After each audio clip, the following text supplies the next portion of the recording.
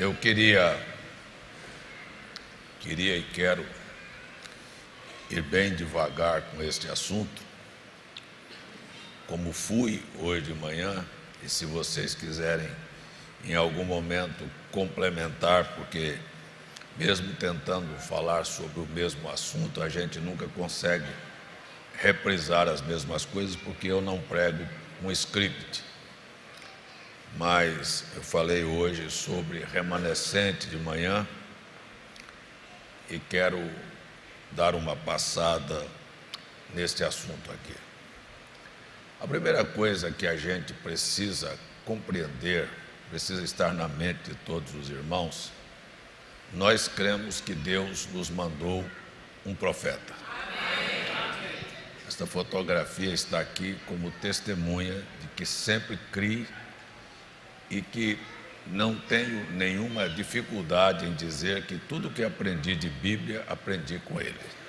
É assim que fundamenta.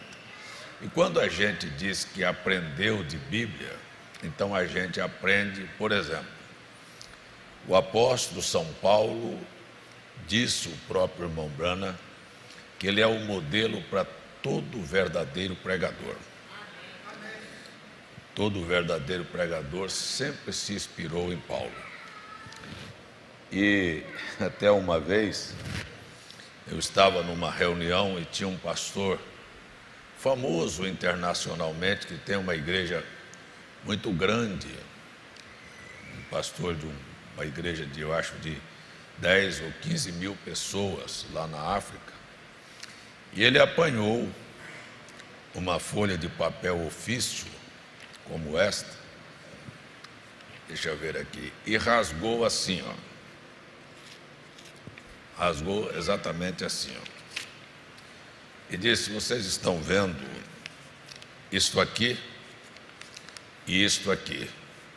Olha o tamanho da infelicidade. Disse: isto aqui representa o ministério de Paulo, e isto aqui representa o ministério de William Branham. Eu disse: isto é falso, porque não foi o William Branham que trouxe a mensagem original. Paulo escreveu e fundamentou tudo que nós temos hoje como padrão do Evangelho. Amém? Amém? O irmão Branham, quando foi além da cortina do templo, e ele viu aquela multidão, ele não disse assim: se os meus entrarem, os de Paulo vão entrar. Não, ele confiava tanto na fundamentação do Evangelho de Paulo, que ele disse: se os de Paulo entrar, os meus também entram, porque eu preguei o mesmo Evangelho de Paulo. Então, esta é a maneira. Então ele sabia perfeitamente que Paulo não era isto, e ele não era isto. Ele, muito pelo contrário, dependeu de todos os ensinamentos de Paulo para passar para nós.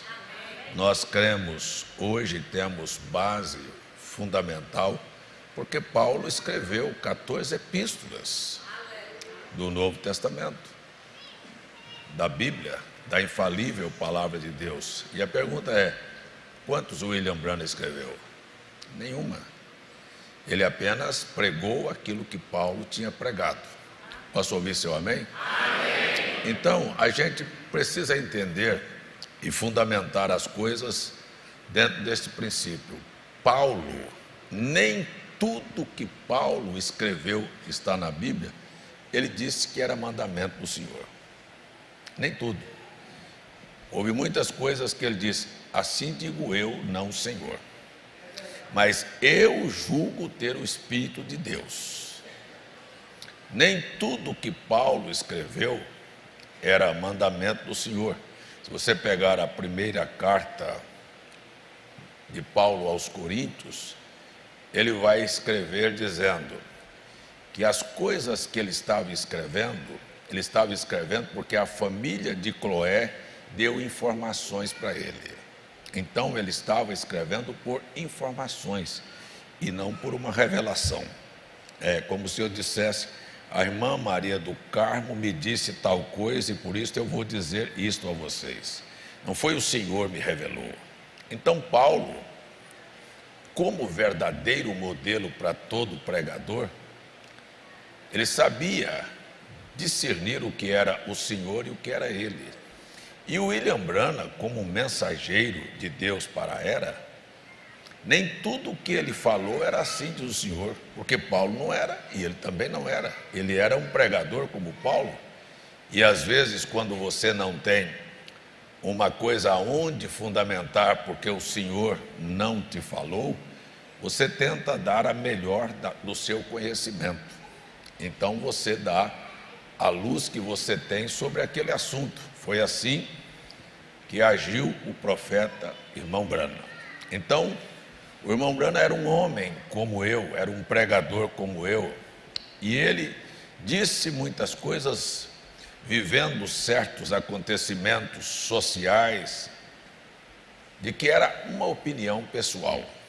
Por exemplo, quando insurgiu aquela levante de Martin Luther King, aquele pastor batista, que queria trazer uma mensagem de libertação dos negros na América, fazer com que os negros tivessem direitos garantidos e deixassem de ser uma sub-raça, o irmão Branham disse: esta movimentação do Martin Luther King vai arrastar 1,5 milhão de pessoas para a morte. Então muitas pessoas tomaram aquilo como se fosse uma revelação de Deus, um assim diz o Senhor. E no entanto isso nunca aconteceu. O Martin Luther King morreu, mas 1,5 milhão de mortes nunca aconteceu. Então era apenas uma opinião pessoal do irmão Branham sobre um determinado assunto. Vocês estão me entendendo? Eu estou falando isso para você fundamentar. Mas quando o irmão Branham vem e diz: isto é assim, diz o Senhor, é assim, diz o Senhor, e fechou o assunto. Como Paulo também. Então, quando não se tem uma assim, diz o Senhor, você tem o melhor de sua boa intenção de nos orientar. Ele falhou muitas vezes e não sou eu que estou dizendo. Ele próprio disse que cometeu muitos enganos, tais como esse que eu estou citando. Ele cometeu enganos. Ele chegou a ter um dos erros mais graves que se podia ter, quando ele tomou os escritos dos adventistas e pregou os selos, dizendo que o cavaleiro do cavalo branco de Apocalipse 6 era Cristo. E mais tarde foi revelado a ele que aquilo não era Cristo, era o anticristo. Veja só que um profeta chegou a dizer, deixa eu falar isso assim numa linguagem bem clara, que o profeta chegou a dizer que um diabo era Cristo, que aquilo era o diabo cavalgando o cavalo branco. E ele chegou, por um erro de interpretação, dizer que era Cristo. Mais tarde, ele consertou e disse: eu cometi este erro. Então você veja que nós não podemos, tomar e fechar e se tornar radicais com estes assuntos. Por isso, muita gente não entende que quando nós temos pregadores da mensagem que pegam uma literatura do irmão Branham, como esta, por exemplo, aqui, e começa a dizer: não, eu vou falar apenas o que o profeta falou. E ele lê isto aqui, ensina para a igreja, parágrafo por parágrafo, linha por linha, aquilo que o irmão Branham falou, e mais tarde ele descobre que aquilo foi um erro, que ele estava ensinando coisas erradas para a sua igreja, porque o irmão Branham falou. Então ele não tem a capacidade de voltar atrás e dizer: ei, aquilo daquela mensagem, fulana de tal, não está certa. Nós precisamos consertar aquilo. Mas isso é o que não é feito. Então se mistura verdades com enganos. E o que o irmão Branham fez foi nunca indicar uma literatura dele para ser lida na igreja. O irmão Branham sempre defendeu que nenhum culto tem validade sem a leitura da palavra de Deus, da Bíblia. Essa é a forma. O irmão Branham sempre disse: estas aqui são minhas palavras, e são palavras de um homem, e podem ter falhas, mas estas aqui são palavras eternas, são palavras de Deus. Tudo pode falhar, mas a palavra do Senhor não vai falhar. Então a gente precisa ter este cuidado. E aí então eu tenho certeza do que eu vou dizer. Eu não estou fazendo aqui uma aventura. Eu tenho certeza do que eu estou lhe dizendo. Que o irmão Branham teria vergonha, se envergonharia, se irritaria e talvez diria: será que ele não abandonaria aquele culto? Se ele chegasse num púlpito e alguém estivesse lendo as suas literaturas e a Bíblia fechada, deixada de lado. Dizer, quando foi que eu ensinei isso?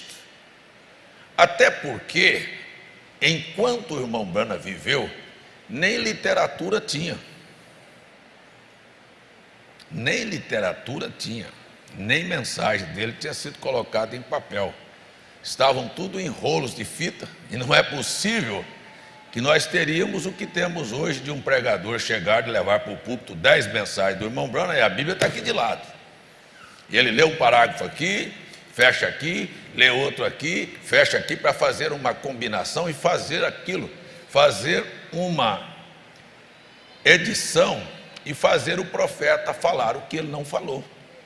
Porque se você pegar uma frase que eu estou falando aqui hoje, e amanhã juntar com outra frase, você vai montar um discurso que eu fiz, que não disse que eu fiz aquilo, você cortou. São edições que foram feitas, e que isso não é verdade. Então naquela época do irmão Branham, era tudo fita. Você já imaginou ir para um culto, um pregador com 10 fitas de rolo, que naquela época era fita de rolo, e aí daqui um pouquinho disse: para essa fita aí. Aí o camarada parava e dizia: agora troca essa e põe essa outra, e troca essa, que você não teria nem culto.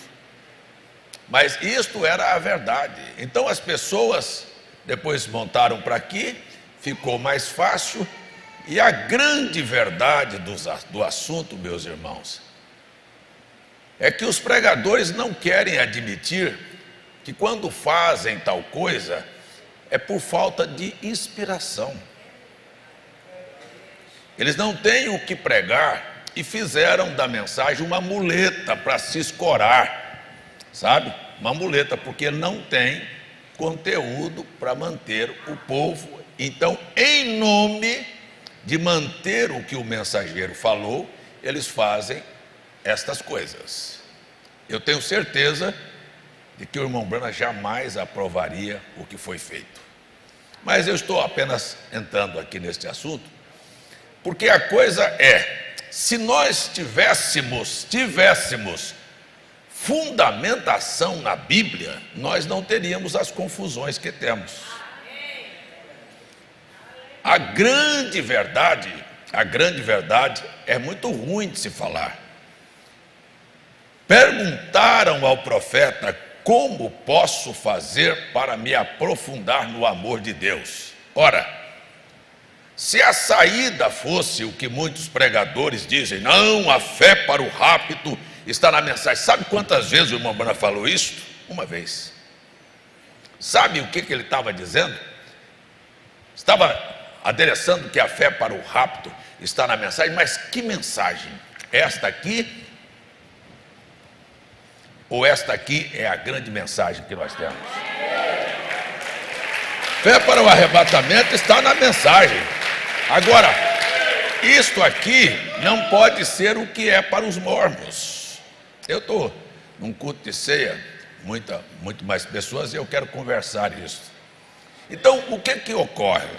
O irmão Branham tinha uma visão clara. Ele sabia para onde estava conduzindo as pessoas. Ele não queria fazer com que as pessoas se afastassem da coisa principal. E quando o perguntaram: como posso fazer para me aprofundar no amor de Deus? Ele não disse, leia as minhas mensagens. Ele disse, leia a Bíblia e ore. Se fosse fundamentar-se naquilo que ele falou, então ele teria dito, quer se aprofundar? Leia a minha mensagem. O povo abandonou a Bíblia e começou a ler a mensagem. E ouviu pregadores juntando parágrafos de mensagens diferentes e fizeram linhas doutrinárias, linhas teológicas com aquilo que o profeta falou. Então nós temos hoje, não é outra coisa, é a mesma coisa que se tem batista, presbiteriano, congregacional e adventista e assim sucessivamente. Nós temos hoje dentro da mensagem linhas, uns creem no retorno, outros creem na nuvem, outros creem que Jesus já veio, outros creem que José é profeta, outros creem que você não pode nem pregar. Eu estou dizendo isso porque eu estive várias vezes, eu, César Augusto Rocha Ferreira, estive várias vezes no Tabernáculo Brana. E o Tabernáculo Brana ninguém prega. Tem um pastor lá que eu estou falando agora como gracejo, viu? Não é sério, estou falando como gracejo. É apenas uma peça decorativa. Coisa mais fácil do mundo, irmão Alves, é ser pastor do Tabernáculo Brana. Por quê? Eu não tenho que pregar, eu não tenho que fazer nada. A única coisa que eu tenho é de chegar na frente do púlpito, no início do culto, e dizer, vamos ficar em pé, e nós vamos ouvir hoje a fita do irmão Brana, Senhores, é este o tempo. Tá bom. Final do mês você traz seus dízimos, eu ponho no meu bolso, e estamos acabados. Eu acho que eu me candidataria. Agora isso é gracejo. Eu não queria uma coisa desta nunca. Não tem coisa melhor no mundo do que você olhar para suas mãos e ver que você tem sinal de calos e dizer, estas mãos foram usadas para fazer alguma coisa pelo Evangelho. Não é viver encostado naqueles que praticaram. Amém? Então, nós precisamos nos fundamentar nisto. Nós temos uma mensagem profética, que coisa boa. Sem nenhum radicalismo, sem nenhum extremismo, nós temos uma mensagem profética. Aquilo que o irmão Brana trouxe como assim do Senhor, pode passar o tempo que passar, vai se materializar como foi dito. Aquilo que ele deu como informação, indicação, conhecimento, eu vou dar um exemplo, foi superado, foi vencido. Quando o irmão Brana pregou que o sangue vinha, a hemoglobina vinha do homem, e que a mulher só promovia, e eu preguei isso muitas vezes, porque eu vi o irmão Brana pregar, mas que a mulher só produzia os músculos e a carne, porque vinha do homem. Quando o irmão Brana falou isto, a ciência não tinha ainda descoberto o DNA. Quando se descobriu o DNA, viu que isso não era assim, que o irmão Brana estava dando a informação que a medicina tinha na época. Mas quando se descobriu que são 23 pares de cromossomos femininos e 23 masculinos, e que precisa dos dois para gerar um novo corpo, então sabia-se que não era só o homem que produzia os cromossomos, mas que a mulher também tinha participação. Então o irmão Brana errou na doutrina, não, é fundamental, e eu gosto disso porque isso é maravilhoso. Por que é maravilhoso? Porque isto não altera o princípio da mensagem, por exemplo, a semente da serpente. Quando o irmão Brana disse sobre a semente de Cristo também, quando o irmão Brana disse que o óvulo não era de Maria e o esperma não era de José, está dizendo que nenhum e nem outro tem participação na vinda do Senhor Jesus. Porque ele não estava tomando nem lado masculino e nem o lado feminino. Ele estava tomando o Criador, que criou o óvulo, fecundou o óvulo, colocou no ventre de Maria, nasceu a pessoa mais estranha, porque José não tinha participação, Maria não tinha participação e Jesus não tinha nada, nem de José, nem de Maria, nem cabelo, nem voz, nem unha, nem sangue, nem pele, nem cor, nem jeito de andar. Ele não tinha nenhum traço, nem de Maria, nem de José. Ele carregava a imagem de Deus em si. Então isto não alterou a mensagem, isto não altera o princípio, isto enaltece, mas mostra que um homem pode dar informações baseadas naquilo que ele tem como conhecimento da época. E se ele tivesse vivo e a tempo, como ele corrigiu algumas coisas, ele teria corrigido também. Dizer, gente, eu falei aquilo porque aquilo era o meu conhecimento. Então estou falando isso, por quê? Porque a falta de conhecimento da Bíblia leva as pessoas a se tornarem leigas, ignorantes e convencidas. Convencidas de quê? Convencidas de engano, de erros. Eu comecei a pregar e a falar que Deus vai promover um avivamento. Hoje de manhã eu falei, nós temos quase 540 citações na Bíblia de que Deus guardou um remanescente. Sabe, o remanescente é isto que o irmão Ricardo acabou de cantar aqui. Cortaram a árvore, parecia que tudo havia acabado, mas ficou as raízes. Quando a gente fala de avivamento, está dizendo o quê? Vai haver uma chuva, vai fazer com aquilo que é remanescente voltar a florescer. Será que o que eu estou dizendo combina com o que o profeta falou? O irmão Branham estava dentro do seu quarto e ele teve uma visão. E ele viu a igreja representada numa mulher virtuosa, num grupo que andava virtuosamente vestido e marchava, preste atenção, ao ritmo do evangelho. E ele estava ali louvando. Daqui um pouquinho aquele grupo passou e apareceu um grupo de mulheres nuas, completamente nuas na parte dianteira e na parte traseira, nuas, rebolando, e ele ficou tão apavorado que ele disse, meu Deus, 33 anos atrás do púlpito pregando, foi isto que eu produzi para o Senhor? É este o tipo de igreja que eu produzi? E Deus veio e o consolou, disse, não, aquela árvore que foi cortada, ela vai brotar. Então ele vê na visão, vindo novamente um grupo de mulheres, passando exatamente como as primeiras, vestidas e caminhando ao ritmo do evangelho, e o Espírito diz, esta é a noiva da última hora. Ou seja, o remanescente vai aparecer. Quando nós pregamos que vai haver um avivamento, estamos dizendo que Deus vai fazer uma chuva cair, e esta chuva vai fazer a igreja ser aquilo que Deus disse que ela seria. Agora, parece que quando a gente fala isto, provoca uma reação em quem não tem esperança. Acabou a esperança. Qual é a esperança? Espera um pouquinho, me dê aqui a sua atenção. Não deixa nada desviar a sua atenção. Você está realmente feliz e satisfeito com a qualidade de vida que você tem? Ou você precisa de um avivamento na sua vida?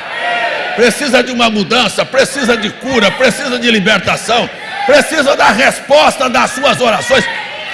Não, eu quero que só aqueles que são honestos. Você tem esperado na resposta das suas orações? Sabe, isto é, Deus vai fazer um avivamento acontecer, porque Ele prometeu que antes de você terminar a sua oração, Ele já vai te responder.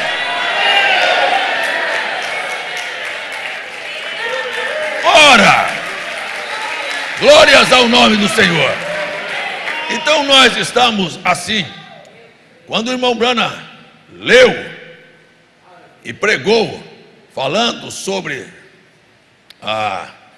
Jeremias capítulo 29, e ele termina a leitura, Deus dizendo, você vai me buscar e vai me ouvir, e eu vou te ouvir, e você vai me achar. Quando ele termina de ler aquilo, irmão Gilvan, você sabe o que ele fala? Estamos de volta a Pentecostes. Veja, ele estava dizendo que novamente nós teríamos o broto novamente. Nós teríamos uma igreja avivada no final. Quando ele viu uma noiva surgir e quando ele disse que haveria uma super raça e que haveria uma super igreja, ele não estava dizendo que nós íamos terminar do jeito que nós estamos. Ô irmão Aloysio, tem alguma coisa para ser respondida de sua oração? Tem você vontade do avivamento, varrer sua casa, de ver sua esposa completamente restaurada, de ver seus filhos, de ver seus negócios, de ver sua vida, de ver sua alma, de ver mais perto de Deus? Tem alguém aqui querendo isso? Eu seria louco, eu seria o maior enganador que se eu dissesse para você que esta condição em que a mensagem entrou está verdadeira. Precisa haver uma chuva. E quando o irmão Branham pregou a série de mensagens de adoção e falou sobre a chuva serode, a chuva temporã, e ele veio e disse: nós estamos vivendo num período de ensinamento, mas estamos esperando numa chuva em que vai manifestar o poder sobrenatural de Deus. De que ele estava dizendo? De um avivamento. Agora, quando se prega isto, se mexe num grupo de pessoas que vivem uma vida de acomodação. Sabe? Qual é a vida de acomodação? Não existe mais uma coisa para ser mais falsa e acomodar a uma situação do que esta. Eu sou eleito. Eleito não se perde.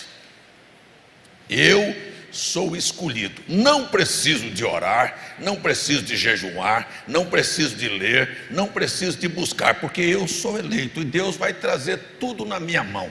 Isto é mentira, isto é engano.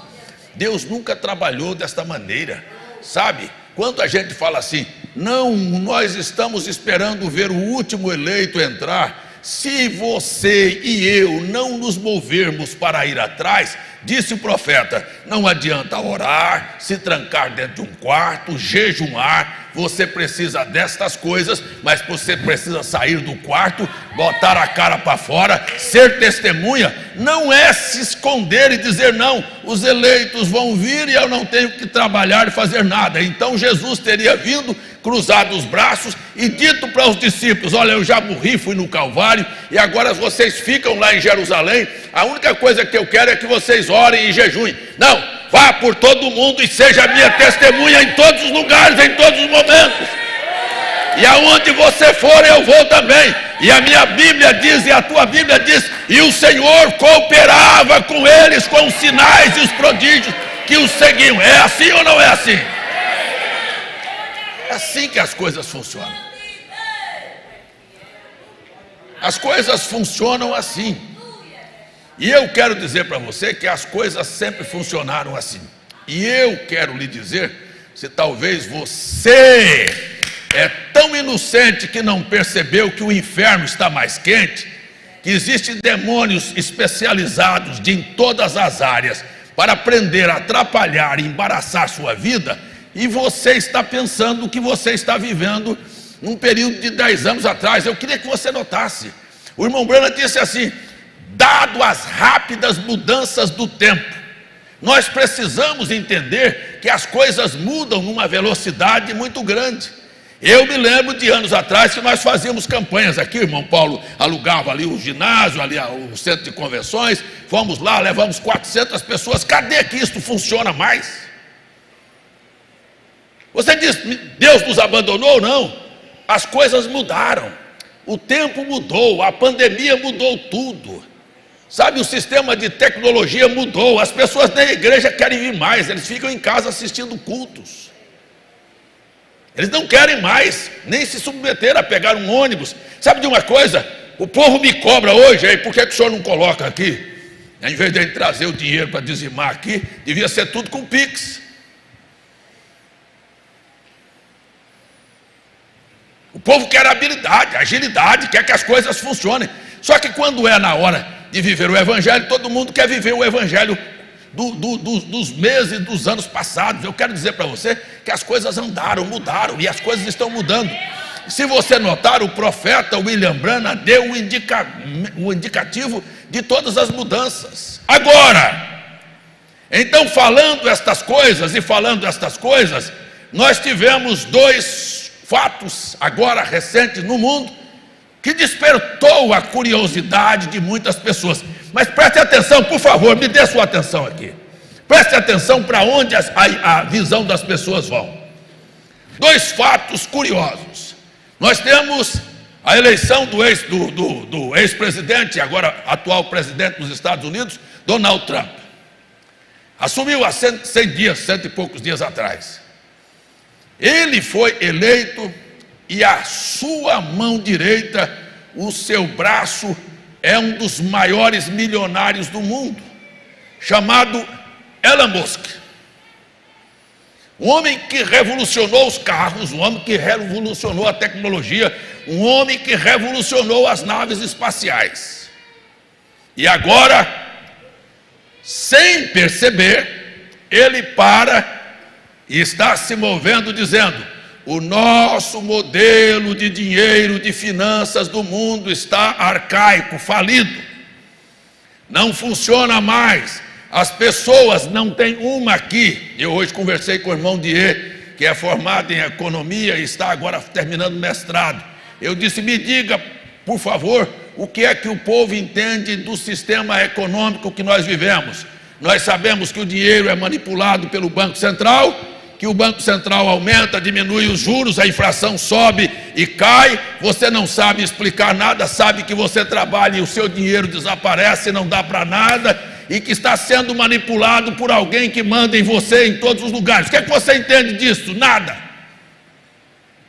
E este homem, que hoje é a mão direita do Trump, investiu bilhões e bilhões do seu dinheiro em uma moeda virtual, dizendo: este dinheiro de papel, opa, ó, tem 100 no bolso, ó. O negócio aqui tá bom, deixa eu esconder essa para apresentar de 50.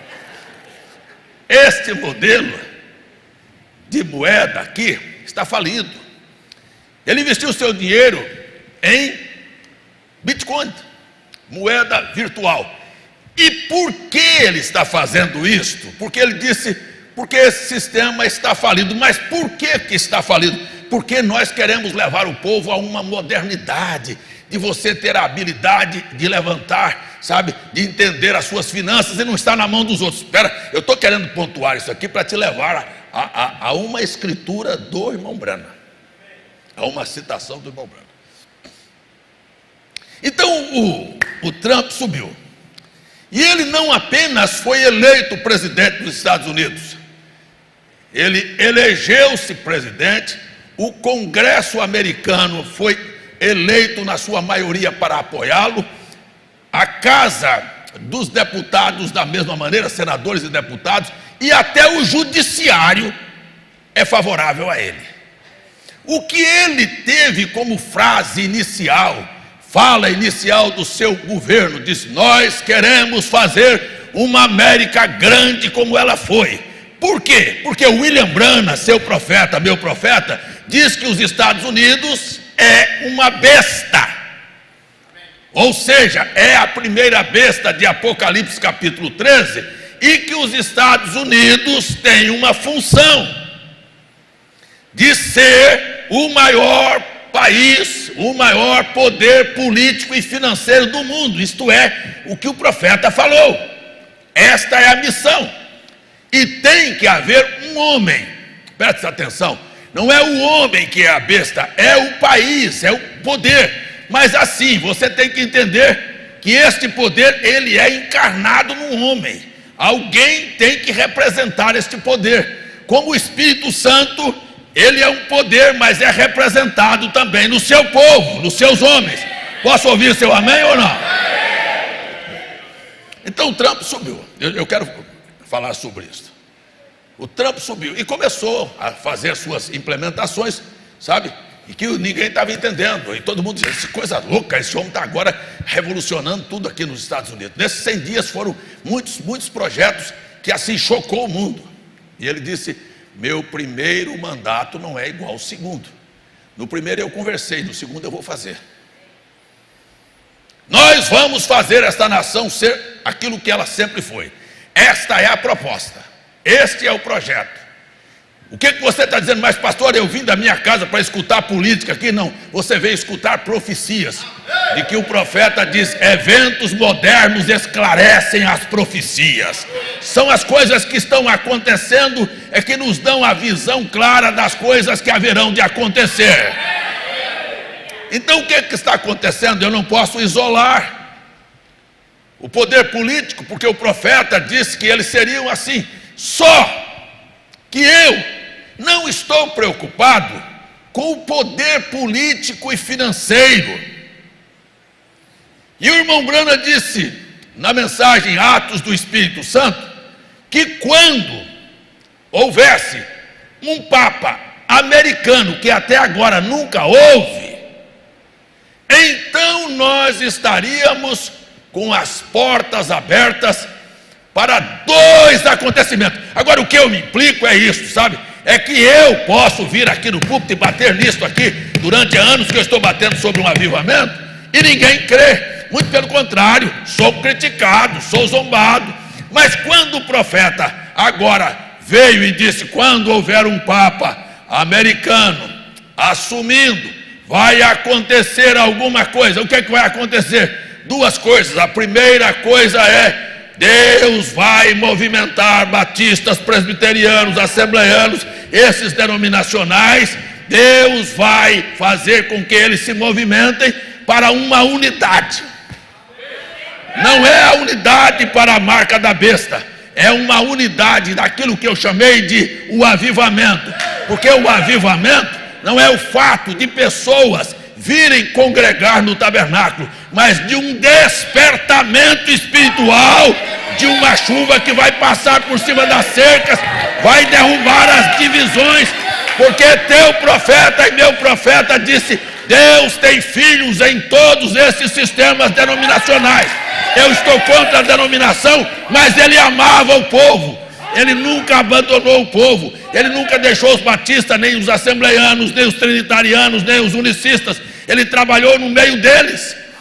Para quê? Para arrastar e fazer uma denominação. Ele nunca creu em divisão. Ele nunca creu em segregação. Ele nunca creu em separação. Ele sempre creu que Deus vai levantar um povo na terra.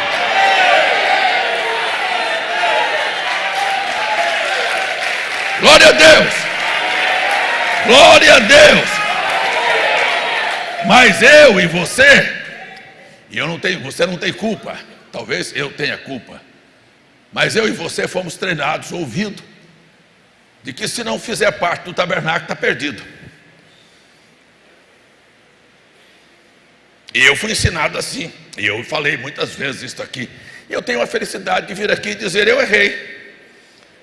Porque eu não entendo, desde há muito tempo que eu não entendo mais isso. Eu poderia ler aqui para você, no parágrafo 7, que esse não era o comportamento do irmão Brana, aqui na mensagem: a videira verdadeira e a videira falsa. Do irmão Brana dizer assim: não, eu tenho um amigo ali que batiza por imersão, e outro: eu batizo por imersão, meu amigo batiza com um pouquinho de água na cabeça. Mas vem alguém aqui e não quer ser batizado por imersão, quer ser batizado com um pouquinho de água na cabeça, e eu pego aquela pessoa e vou lá e levo para o meu amigo batizar. Onde é que eu isso faria? Quem que disse que eu faria uma coisa dessa? Leia! Parágrafo 7 da mensagem: a videira verdadeira e a videira falsa. Ninguém tem coragem de poder dizer o que o profeta disse, porque nesta hora arranja muitas desculpas.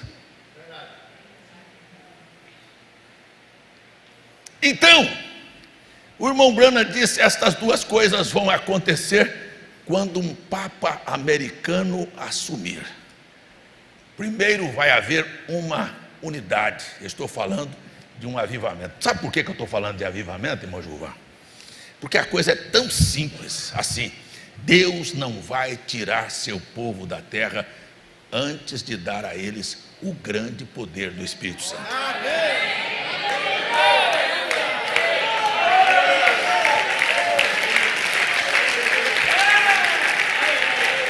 Há uma coisa que grita na mente da gente, da pobreza, do que é a pobreza da religião. Diz assim: não, olha, se não for daqui, não vai.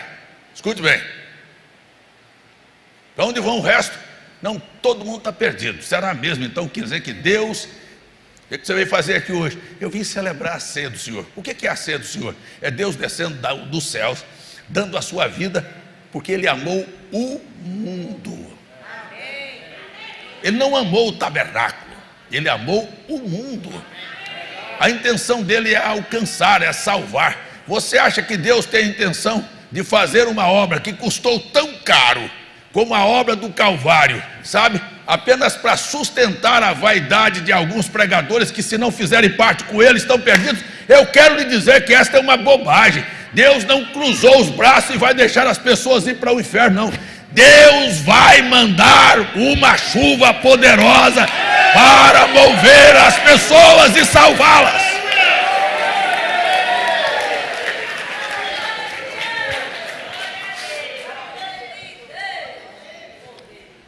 Posso ouvir seu amém? Amém. Então o irmão Branham disse: quando este Papa assumir, nós teremos o concílio. Olha só, primeiro a unidade do povo, depois nós teremos o Concílio Mundial de Igrejas, que apertará e fará a imagem da besta funcionar. Então, você e eu assistimos esta semana que o Papa Francisco faleceu, e agora, depois de 17 dias, esta semana elegeram um novo Papa. E este novo Papa, nunca na história da Igreja Católica, a Igreja teve um Papa norte-americano. Pela primeira vez nomearam um Papa norte-americano para assumir. E aquele Papa, ele escolhe a linha de pensamento em que ele vai se estabelecer no seu pontificado. E ele escolheu ser chamado de Leão XIV. Por quê? Porque Leão XIII foi um Papa chamado Papa Conciliador, ou seja, o seu trabalho era trazer uma conciliação. E isso é o que o irmão Branham disse: haverá um concílio de igrejas. Veja que este Papa americano segue a linha do profeta, e ele escolhe o nome de Leão XIV porque está profetizado que ele seria assim. Ele vai trabalhar para fazer esta união, para a materialização da imagem da besta. Ele vem e se promove assim, e a sua primeira fala, ele disse: eu sou filho de Agostinho. Agostinho de Hipona. Nós entendemos, o irmão Branham disse, Deus deu a ele a oportunidade de ter o Espírito Santo, e ele negou-se, e ele se tornou o pai daqueles que promoveram as mortes dos cristãos. Foi ele que levou a Inquisição, onde morreram 68 milhões de crentes, promovidos por este homem. Então você veja, este homem é um conciliador, mas ele tem por si esta doutrina: olha, se você não se unir a nós, nós vamos matá-los. Vocês estão me entendendo? Vocês estão me entendendo? O seu ministério é este. Agora só tem uma coisa que eu gostaria de chamar sua atenção. O irmão Branham falou sobre isto, porque isto é Apocalipse capítulo 13. Destas duas bestas, desses dois poderes, um civil, outro religioso. Um tem o poder para sustentar o outro. Então você tem. Por que o irmão Branham disse que, na verdade, quando surgisse um Papa americano, porque ele sabia que a América era a besta, ele sabia que dali se levantariam os dois poderes. Então, quando ele fala isso, um vai representar a religião, que é Roma, e outro vai representar o Estado político, ele está dizendo a mim e a você: não se preocupe, porque quando estas... Olha, por favor, me dê sua atenção, porque quando estas coisas estiverem montando este quebra-cabeça para que as coisas funcionem, antes disto, você vai receber uma visita do sobrenatural.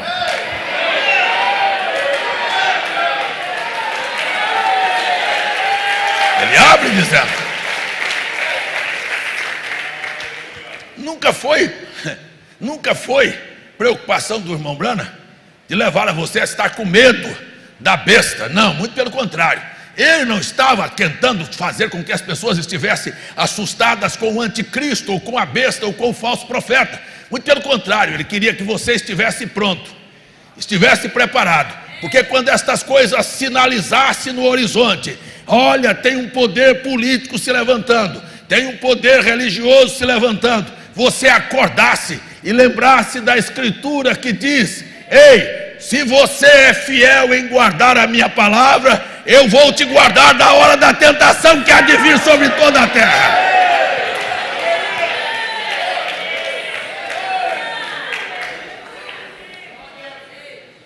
O irmão Branham não estava amedrontando a igreja: olha, porque você vai cair na marca da besta. Irmãos e irmãs, esta mensagem veio para uma finalidade: aprontar um povo para o arrebatamento.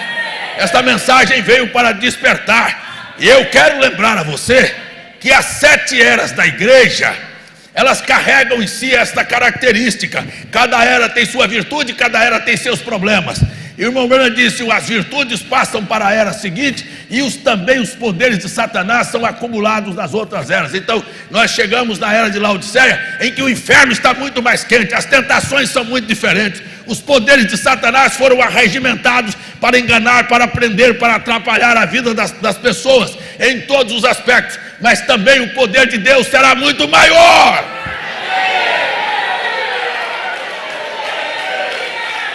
Glória a Deus. É só lembrar. Na época em que Cristo morreu, os apóstolos se esconderam por causa da perseguição religiosa.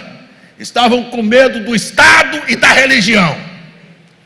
Do Estado Roma, da religião judaica. Estavam escondidos. Era uma tempestade que veio sobre a igreja.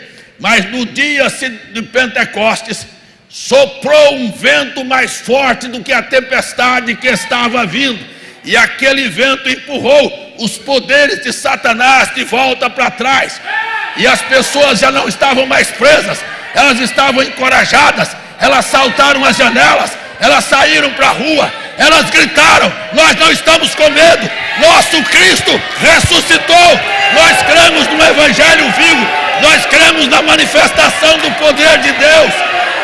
Não há por que estar com medo da besta.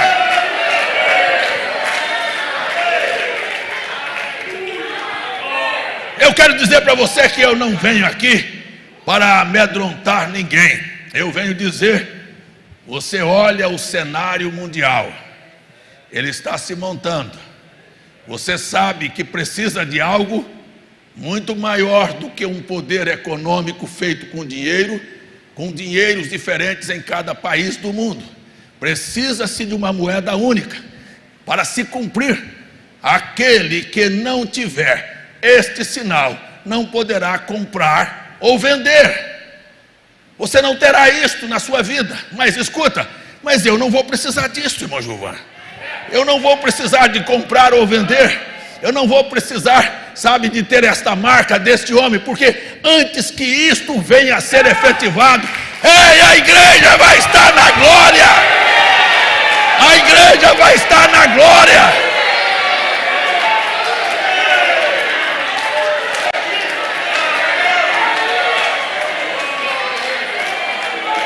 Você entende o que eu estou dizendo?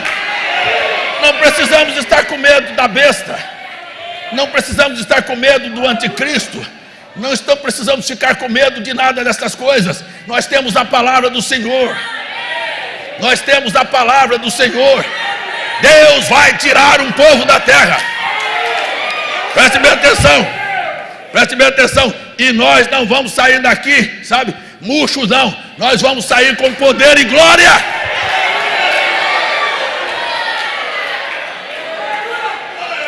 Parece, não é? Então o que nós estamos vivenciando nesta hora, neste momento? Então houve aí um corre-corre de mandar parágrafo do irmão Branham, de coisas. Sabe o que eles estão entendendo disso? Entendendo que o Papa é a besta? Não.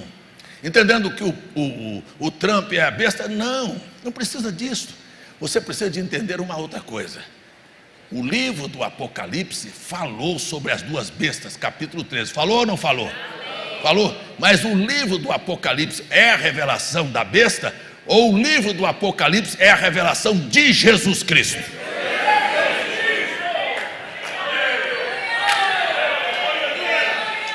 Se você nunca leu, leia a sua Bíblia. Revelação de Jesus Cristo.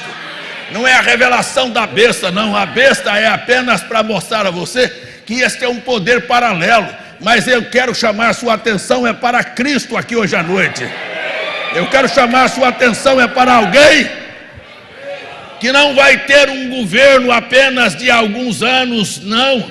Numa grande tribulação. Eu quero contar para você sobre Cristo, que tem 1000 anos de governo sobre a terra. Não são de 3 anos e meio. A minha Bíblia diz: e os reinos deste mundo voltaram a ser de Deus e do seu Cristo.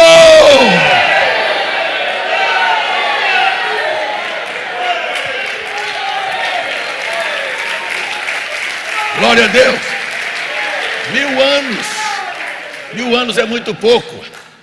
Nós temos que entender que o governo de Cristo é o governo eterno. Quando nós dizemos que Ele é o mesmo ontem, hoje e eternamente, tema principal da mensagem do profeta: Jesus Cristo é o mesmo ontem, hoje e eternamente. Eu estou falando sobre o Apocalipse, porque o Apocalipse são as coisas que foram, que são e que serão. Estou falando de Jesus Cristo, que é o mesmo, é aquilo que Ele sempre foi: o eterno, o Pai da eternidade, o príncipe da paz. Ele era o mesmo lá atrás, Ele é o mesmo aqui hoje à noite. Ele é o que sempre foi, o único verdadeiro Deus, a vida eterna, a sua alegria, a sua salvação, a sua paz, o seu gozo, a vida eterna.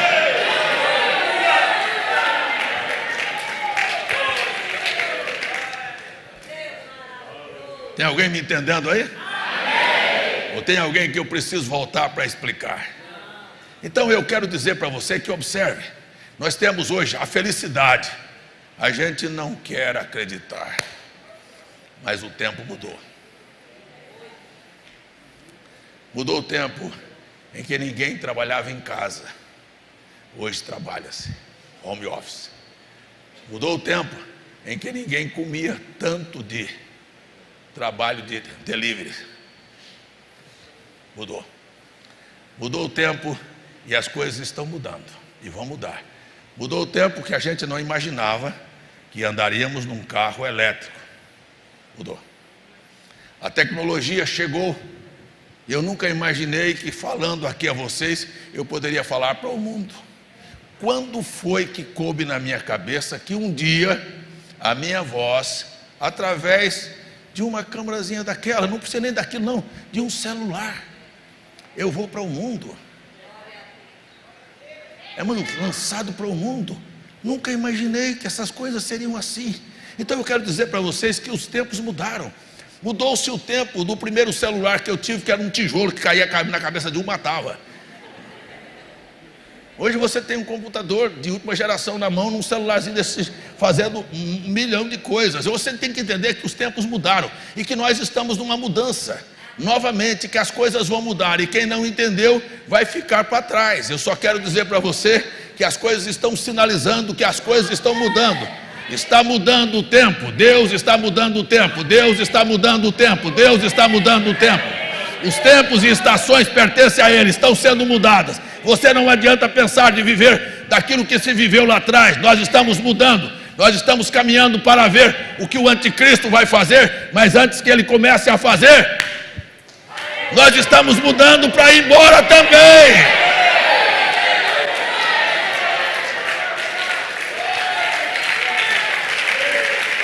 Aleluia!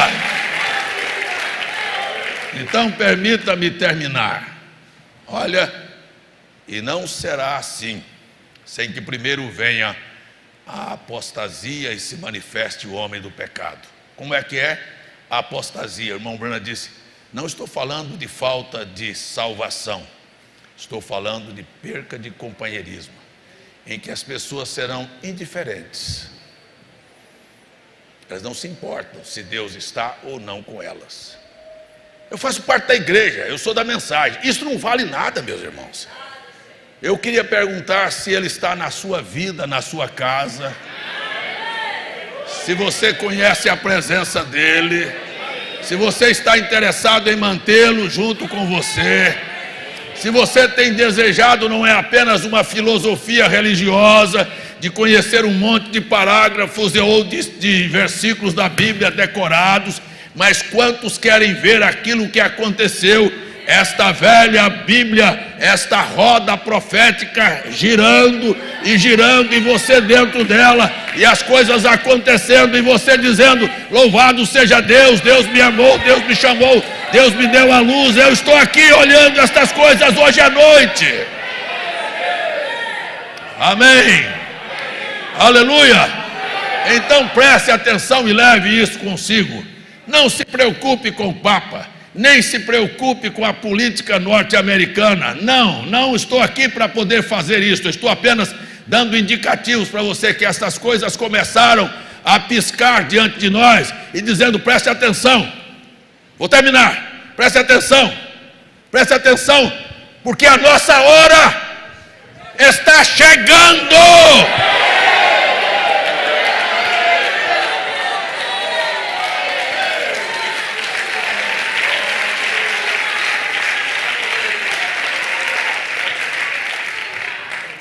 Na quinta era da igreja, o Espírito disse: eu quero que você faça um trabalho. E talvez muita gente não entenda por que eu estou fazendo isso. Eu quero apenas que você faça um trabalho, que você não se preocupe com quem já morreu. Morreu, mas que você confirme os que estão para morrer, ou seja, não deixe o restante morrer. O que eu estou fazendo aqui é tentando manter você acordado. Sabe, quando uma pessoa está para ter um ataque cardíaco, ele começa a sentir palpitação e começa a sentir dores no peito. Então a medicina vem e diz: você precisa fazer aquela pessoa forçar a tossir. Se você fazer com que ela tussa, ela vai fazer o coração bombear, o sangue vai correr pelas veias, o pulmão vai alimentar e você vai evitar uma morte. E eu estou fazendo a mesma coisa. Eu estou apenas trabalhando para fazer você tossir, para fazer você gritar, para fazer você despertar, para você entender que a hora é: ou eu acordo vocês ou morre tudo. Mas aqui está a voz dizendo: o noivo está vindo.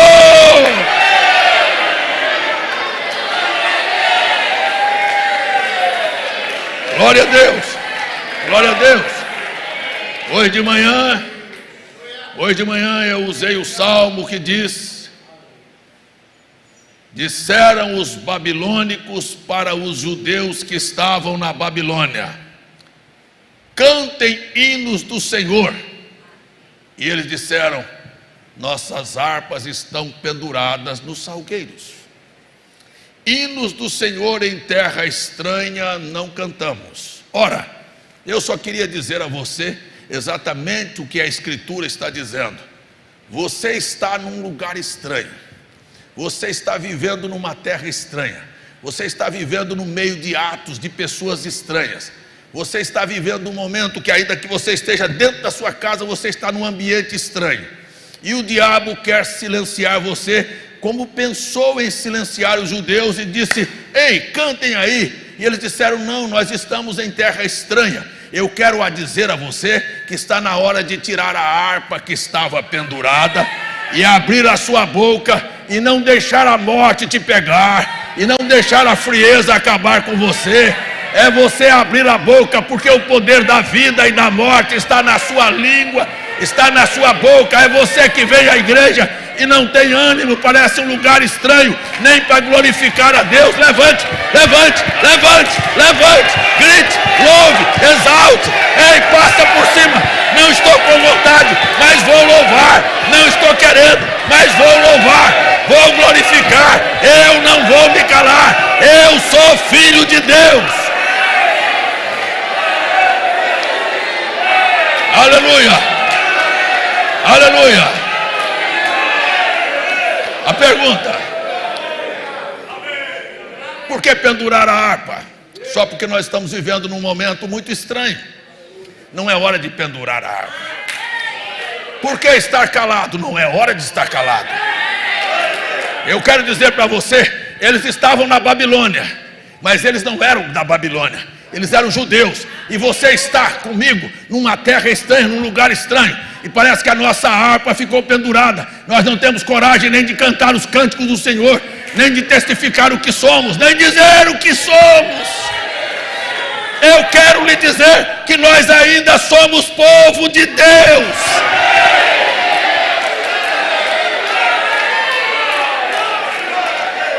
Eu quero lhe dizer hoje à noite, você pode estar doente, você pode estar endividado, você pode estar em problema, você pode ter problema no seu casamento, mas você é filho de Deus, e não deixe o diabo fechar sua boca, não. Abre a sua boca, comece a louvar a Deus.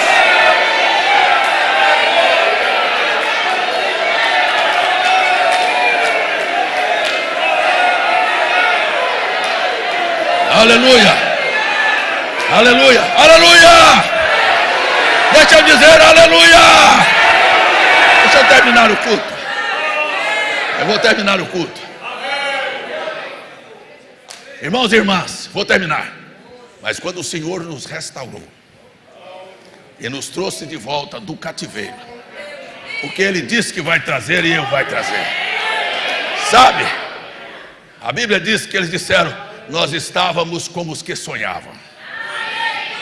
Eu quero lá saber de besta, de anticristo, de falso profeta, destas coisas, parece um sonho. Ei, nós estamos vivendo num momento especial da vida do Senhor. Nós estamos vivendo um momento em que o vento está soprando para o sul. Nós estamos vivendo uma hora de avivamento. Nós estamos vendo as coisas chegarem e acontecerem. Então se dirá abertamente, grandes coisas. E por isso estamos. Então não deixe os problemas fechar sua boca. Acorde de manhã e ao invés de reclamar e deixar a sua harpa no salgueiro pendurada, levante de manhã e comece cantando.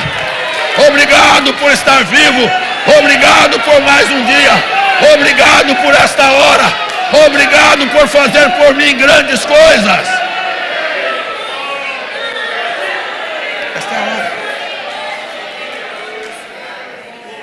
Este é o momento de entender que não é hora, sabe, de pendurar a harpa e dizer, nós não cantamos em terra estranha. Nós cantamos. Nós cantamos. Estamos indo de volta. Aleluia. Glória a Deus. Louvado seja o nome do Senhor. Louvado seja o nome do Senhor. Irmão Branham leu esta escritura e disse, veja só, assim diz o Senhor. Não é assim diz César, é assim diz o Senhor. Não é assim diz o William Branham, é assim diz o Senhor. Certamente que passado os 70 anos da Babilônia, vos visitarei. Houve um tempo de cativeiro, mas há uma profecia, eu vou visitar. Aquilo foi apenas uma figura. Os momentos gloriosos do passado servem apenas como inspiração. Houve um tempo que houve uma igreja primitiva em Pentecostes, mas tudo não passou de uma ilusão e acabou. Hoje é cinzas. Hoje não tem nada em pé. Não, espera um pouquinho. Quando passar este tempo, eu vou visitar novamente. Isto se chama avivamento. Isto se chama remanescente. Isto é a hora que eu estou pregando. Isto é o que o profeta chamou de as duas chuvas, ou o tempo da restituição. Termino. Cumprirei sobre vós a minha boa palavra, tornando a trazer-vos a este lugar. Vão, mas vão voltar. A igreja foi, mas vai voltar. Aleluia. Porque eu bem sei o meu pensamento, o meu projeto, o que eu pensei a vosso respeito, diz o Senhor, pensamentos de paz e não de mal, para vos dar o fim esperado. Eu não estou esperando o dia da besta, nem do anticristo, nem da manifestação do poder do mal. Eu estou esperando, e Deus disse: eu sei que eu vou vos dar o que você espera. Eu espero um mover de Deus em você.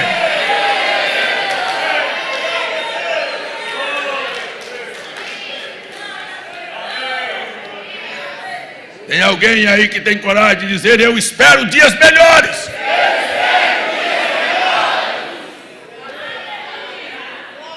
Então me invocareis, e ireis, e orareis a mim, e eu vos ouvirei. Eu estou com vontade de ver esta hora chegar. Aleluia.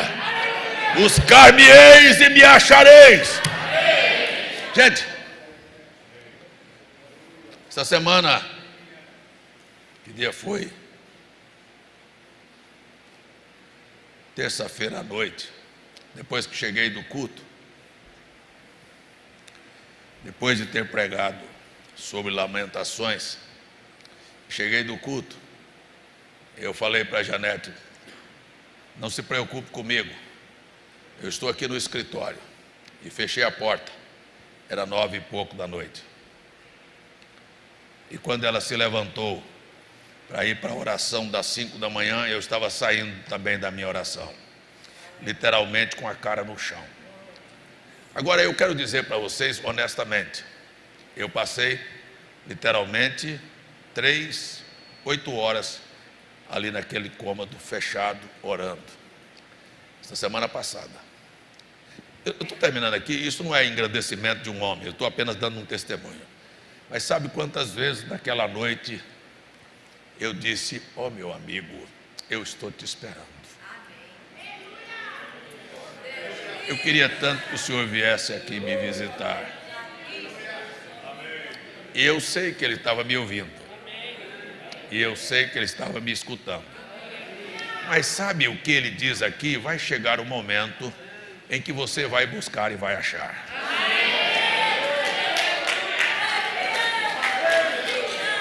O momento hoje é tão delicado, é tão complicado, que às vezes você ora. Isso não é só comigo, isso foi com William Branham. Ele disse: faz 6 meses que eu estou orando sobre um problema e ele nunca veio a mim. E às vezes você está orando e gastando tempo e jejuando, e parece que ele não vem, mas daqui um pouquinho ele diz: mas você vai me buscar, e você vai me achar. Tem alguém querendo encontrá-lo aqui?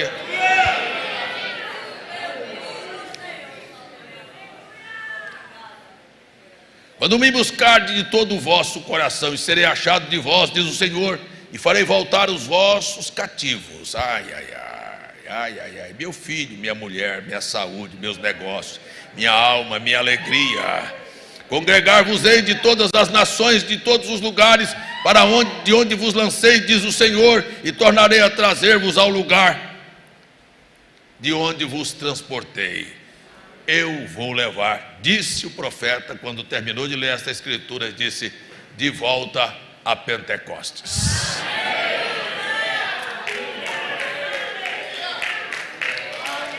Jeremias viu o fracasso da nação, a derrubada dos muros, a queimada das portas, a derrubada do templo, e tudo virou nada. Nada, digo, nada não, quase nada. Neemias recebeu a notícia e disse: as portas estão queimadas, os muros derrubados, somente restos lá em Jerusalém, e muita pobreza, e as lágrimas correram. Ele foi falar ao rei, e o rei disse: eu te libero para ir reconstruir os muros.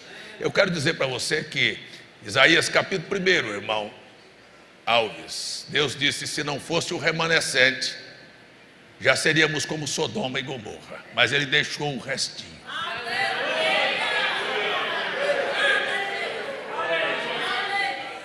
Aquilo que ninguém acredita que vai ressurgir. E aí apareceram Tobias e Sambalate para dizer: ei, o que eles querem reconstruir, uma raposa derruba, não vai haver sustentação. Espere um pouquinho. Espere um pouquinho. E a hora que isto começar, vai ser, escute bem, vai ser em tempo recorde. Neemias gastou 52 dias para reconstruir os muros. O irmão Branham disse: haverá um poder que vai varrer a terra tão rápido, 30 ou 40 dias, e Deus concluirá o que ele tem que fazer. Estou falando de um tempo recorde. Ei, escute aqui hoje, não desista. Deus vai visitar você.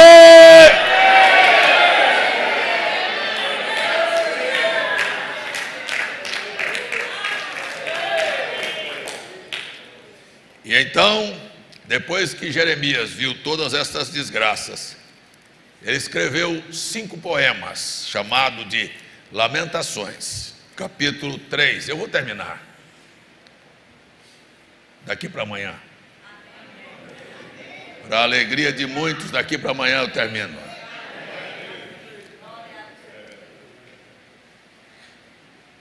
Capítulo 3. Poemas, dores, sofrimentos de um profeta chorão, que viu a desgraça atingir o povo e viu a profecia que era acabar com tudo. Gente, eu vou dizer para vocês, o diabo não gostaria que esta igreja existisse. Eu vou dizer um pouquinho mais, você pode até pensar que não. O diabo não gostaria que eu estivesse aqui hoje à noite, que eu estivesse contando essas coisas para vocês. Vocês estão me ouvindo? Eu tenho certeza do que eu estou falando. Tenho certeza que ele não gostaria que você estivesse aqui. Eu tenho certeza que os problemas tenham levantado sobre a sua vida 7 vezes mais. E as coisas estão muito pior do que quando começamos aqui. Eu posso ouvir alguém dizer amém, isso é verdade?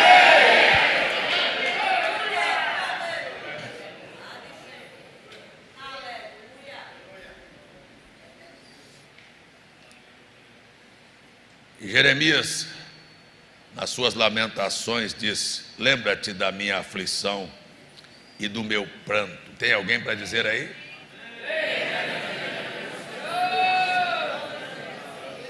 Do absinto e do fel, momentos amargos que eu estou vivendo. Eu queria só, sem exagero nenhum, tem alguém que está vivendo este momento de aflição e de angústia na sua vida, que é meu companheiro aqui? Tem muitos. Diga aí: lembra-te das minhas aflições, dos momentos de absinto e de fel. São coisas que você parece que tem que amargar. Aleluia, glória a Deus. Verso 20: minha alma certamente disto se lembra e se abate dentro de mim. E faz a mesma pergunta que Gideão fez: se Deus é conosco, onde estão os seus milagres? Eu me lembro do Deus da Bíblia, do Deus que trovejava, do Deus que abria portas de prisão. Eu me lembro do Deus da Bíblia que dividia o mar em 2 partes. E eu muitas vezes perguntei: por que o Senhor não aparece? E por que o Senhor parece que se escondeu de nós? E por que o Senhor nos entregou a esta situação?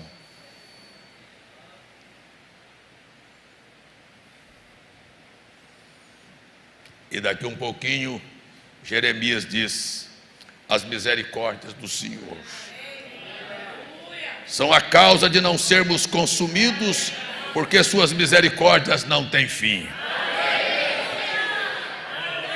Guarde isto: o diabo conspirou para acabar com você, jurou: vou destruir lar, família, finanças, saúde e etc. E a fé.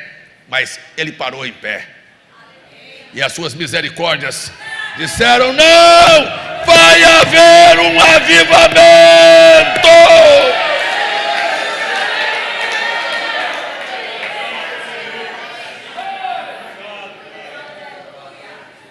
Novas são cada manhã, e grande é a tua fidelidade. A minha porção é o Senhor. Diz a minha alma, porquanto esperarei nele.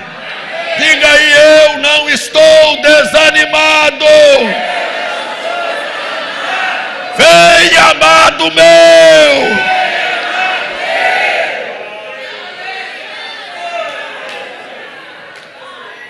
Bom é o Senhor para os que esperam por ele, para a alma que o busca.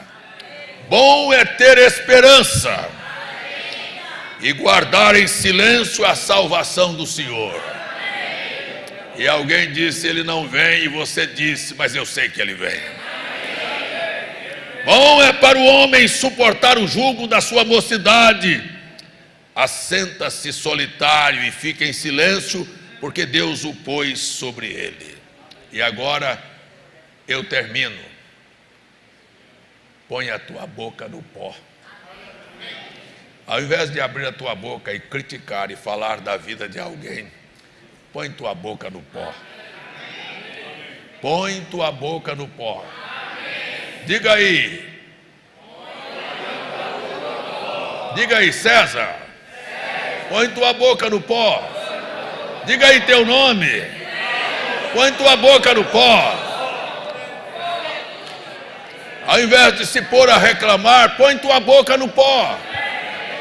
Põe tua boca no pó. Você sabe o que é botar a boca no pó? Acho que você não sabe.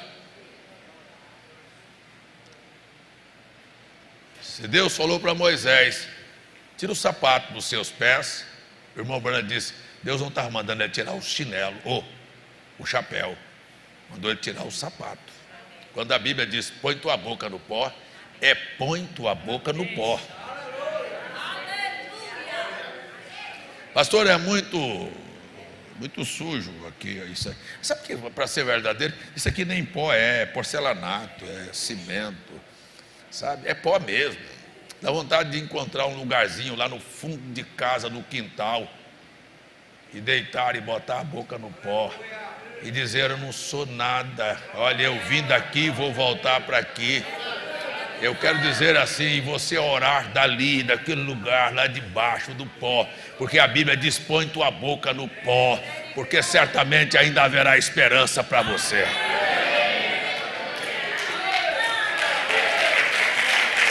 É muito. Terça-feira no culto eu não queria que as irmãs, porque às vezes é feio numa reunião, num lugar público, eu dizer para as irmãs: põe tua boca no pó, porque você vai ficar de joelho com a cara no chão, com o bumbum para cima. E as pessoas, desculpe, mas é a verdade. Eu disse para as irmãs: não faça isso aqui na igreja, faça no seu quarto, faça na sua casa, vá para lá, mas põe tua cara no pó. Mas eu falei isso aqui, falei em João Pessoa, e a igreja de Brasília estava reunida, e teve irmãs lá em Brasília que não me atenderam. Elas foram ao altar e botaram a cara no pó. Se alguém achou feio, ela disse: não estou nem aí, mas ela estava em necessidade. Eu quero falar para você: a hora que você tiver necessidade, você bota a sua boca no pó também.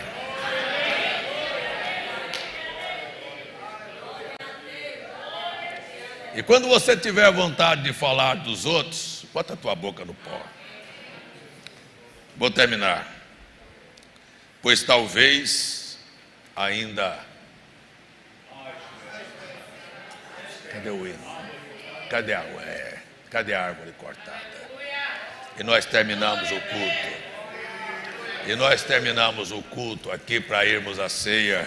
Ainda há esperança para quem vai usar esta peça de roupa, para que a doença desapareça, para que os demônios sejam expulsos, para que problemas tenham solução.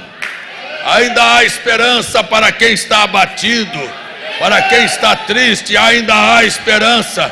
Eu mais uma vez digo para você: não deixe a sua harpa pendurada no salgueiro. Ei, abra a tua boca, cante, louve, exalte, ore, fale. O poder da vida e da morte está na sua boca. Não fale coisas para a maldição, mas abra a sua boca e dê graças a Deus pelas grandes maravilhas do Senhor.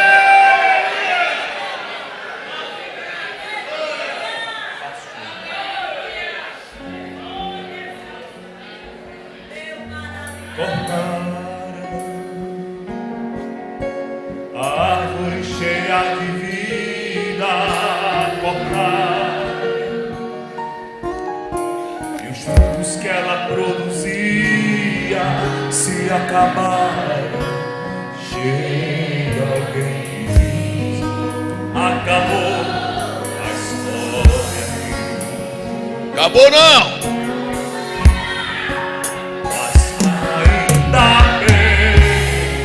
Que a resposta vem do céu e a última palavra quem determina é Deus.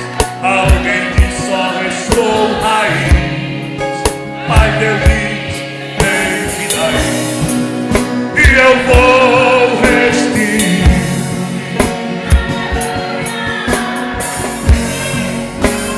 a esperança para a árvore cortada, novamente crescerá ao cheiro das águas, e se caso envelhecer na terra sua raiz,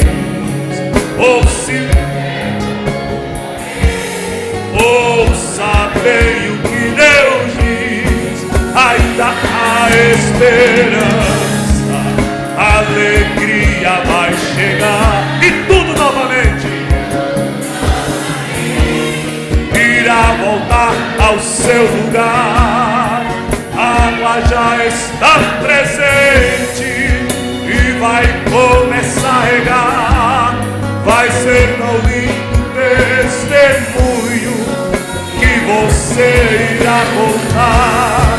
Eu fui uma árvore cortada, mas ao cheiro das águas de Deus minha vida restaurar.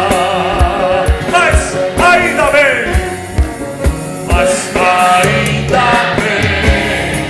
que e a última palavra quem determina ainda é Deus. Alguém diz: só restou raiz, mas Deus diz: tem vida aí, e eu vou restituir. Ainda há esperança para a árvore cortada, novamente crescerá ao cheiro das águas, e se caso envelhecer na terra sua raiz, nosso seu tronco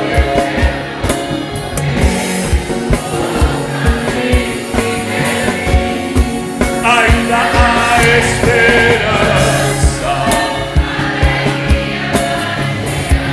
e tudo novamente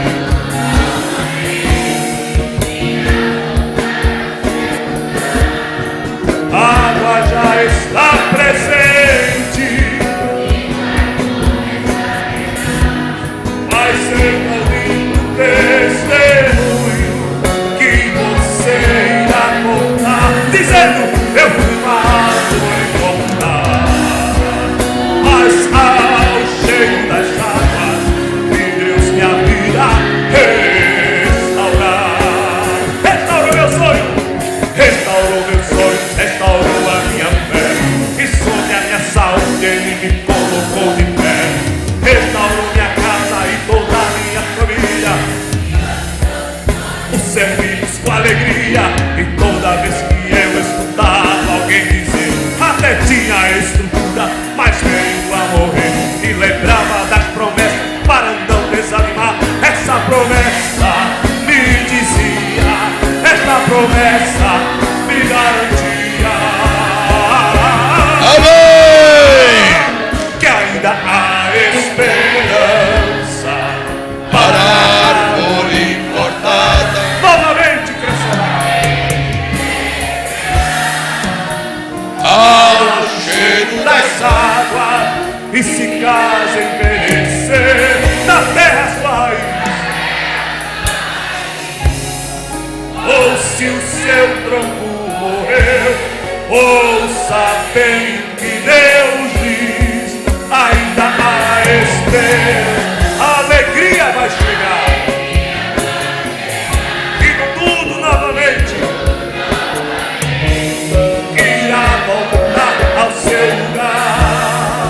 É que a água está presente e vai começar a regar. Vai ser tão lindo testemunho que você irá contar. Amém! Eu fui uma árvore cortada, mas ao cheiro das águas de Deus minha vida restaurar. de pé. Uma árvore cortada, eu fui uma árvore cortada, mas ao cheiro das águas de Deus minha vida restaurar. Aleluia! Com os olhos fechados, isto não é para todos, isto é para quem crê. Alguém crê? Alguém crê que Deus vai fazer além do que você pensou? Eu não sei quantos estão aqui que são crentes, mas eu quero testificar a você que eu nunca imaginei que as coisas fossem caminhar para onde estão caminhando. Nós chegamos aqui há alguns anos atrás e começamos com pequenos passos, e esta obra não apenas ficou aqui, ultrapassou barreiras, transpôs estados e ajudamos pessoas em todas as partes da nação. Mas eu quero lhe dizer uma coisa: Deus nunca fez o que eu pedi, Deus sempre fez além. E hoje eu sou uma pessoa agradecida por tudo que o Senhor fez, mas não sou acomodada. E aqui de pé eu tenho uma oração, e a minha oração é: Deus te faça muito feliz.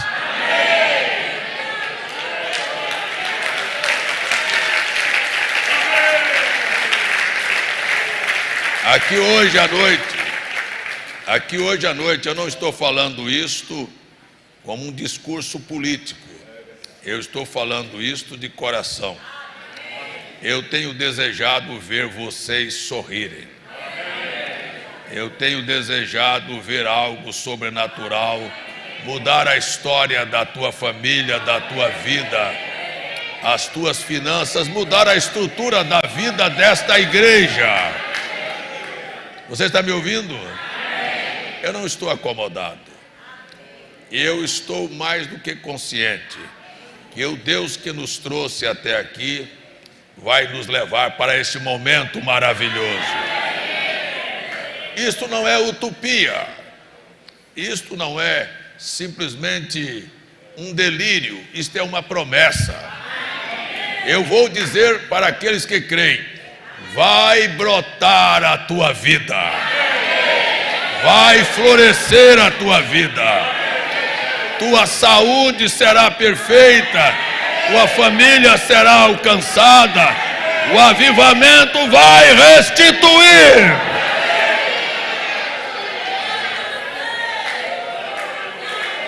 Aleluia. Aleluia. A irmã Lena está com problema de saúde. Vamos dizer estava. Porque Deus restituiu. Hein? Tem alguém que crê? A irmã Ediane estava com a filha muito doente, mas Deus restituiu. Ali no hospital português está a irmã Francisca, e tem sido visitada por muitas irmãs daqui. Ela está agradecida. E eu quero dizer a vocês aqui hoje à noite que Deus restitua a saúde daquela senhora. Aleluia. Aleluia. A pedido pela saúde da filha da irmã Maria Gonçalves e o irmão Aloísio. Eu não sabia. Eu olhei para ele ali e disse: eu sei que ele está clamando para Deus pôr um fim neste espírito de doença que tem chicoteado a vida da esposa dele. E hoje à noite seja o fim.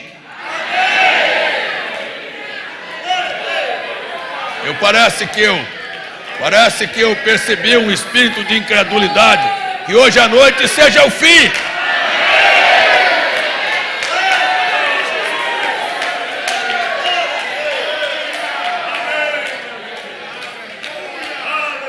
Agora de pé, como estamos, tem alguém que tem coragem de dizer: faça por mim além do que eu já te pedi, eu pensei, Senhor. Você talvez tenha falado porque eu falei, mas agora diga por você mesmo.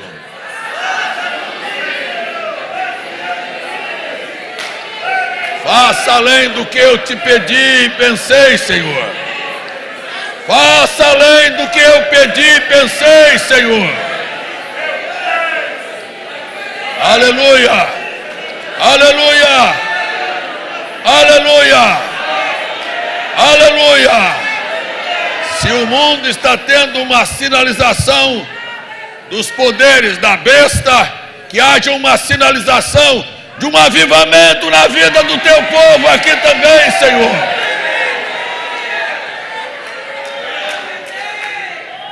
Aleluia. Glórias ao nome do Senhor. Glórias ao nome do Senhor. Pai, eu encerro esta parte aqui da pregação, lembrando desta virada agora para o Calvário. Esta virada para a cruz é para dizer: Satanás, você perdeu. Satanás, você perdeu. Sua cabeça foi esmagada. Este povo são filhos de Deus. Aleluia. Glória a Deus. Que haja perdão, que haja cura, que haja libertação, que haja transformação e, sobretudo, que haja glorificação do teu Santo Filho.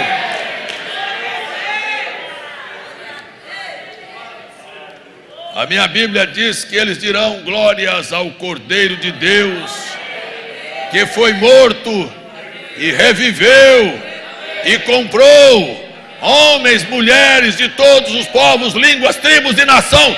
Comprou a mim e a este povo também. Vamos dizer glórias ao Cordeiro de Deus. Aleluia. Talvez tenha alguém que esteja com a harpa pendurada, não teve coragem nem de dar glória a Jesus aqui. Que tristeza é esta? Glória a Jesus, nosso Salvador.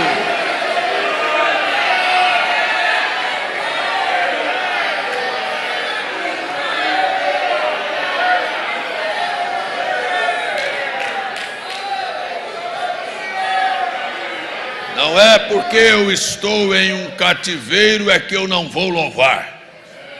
Não é porque eu estou em um problema que eu não vou louvar. Não é porque eu estou numa cadeia que eu não vou louvar. Foi na cadeia que Paulo louvou, que Silas louvou e que os milagres aconteceram. Talvez você esteja enfrentando um problema. Abre a sua boca e dê um glória a Deus aí. Aleluia!